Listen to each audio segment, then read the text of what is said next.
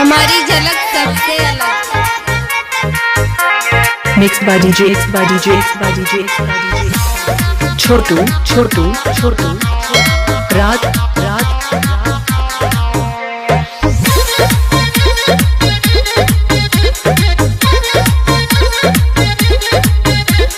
Social media पर छइले बा भौजी तोहर लइका बनइले बा एकदम ना बताई माई के। सोशल मीडिया पर छइले बा भौजी तोहर लइका बनइले बा।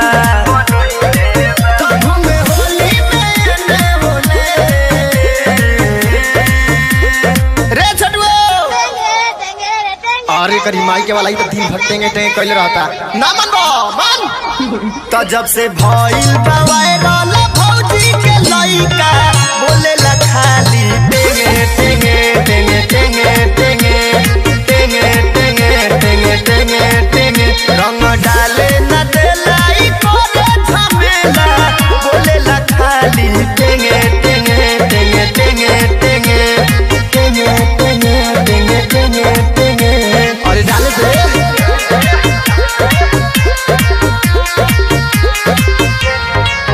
Mix by DJ Chhotu Chhotu Chhotu राज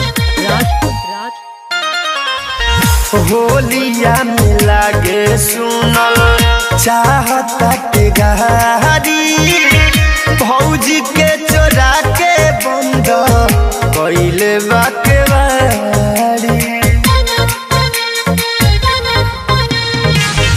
होलिया में लागे सुनल चाहता के गहारी भौजी के चोरा के बंद कइले बाके बारी।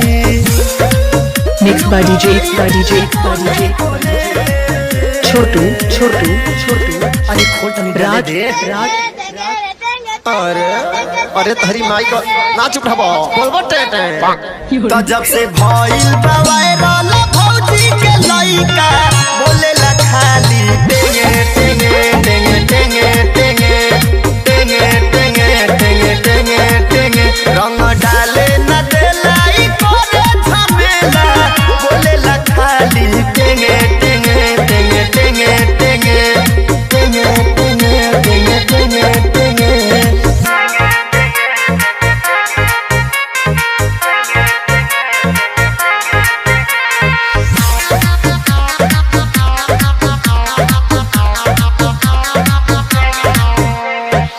Mix by DJ Chhotu Chhotu Chhotu राज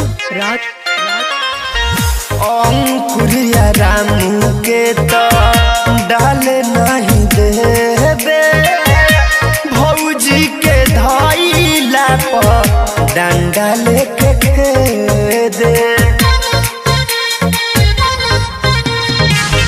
अंकुरिया रामू के तो डाले नहीं देबे भौजी के धइला पर डंडा लेके खेदे।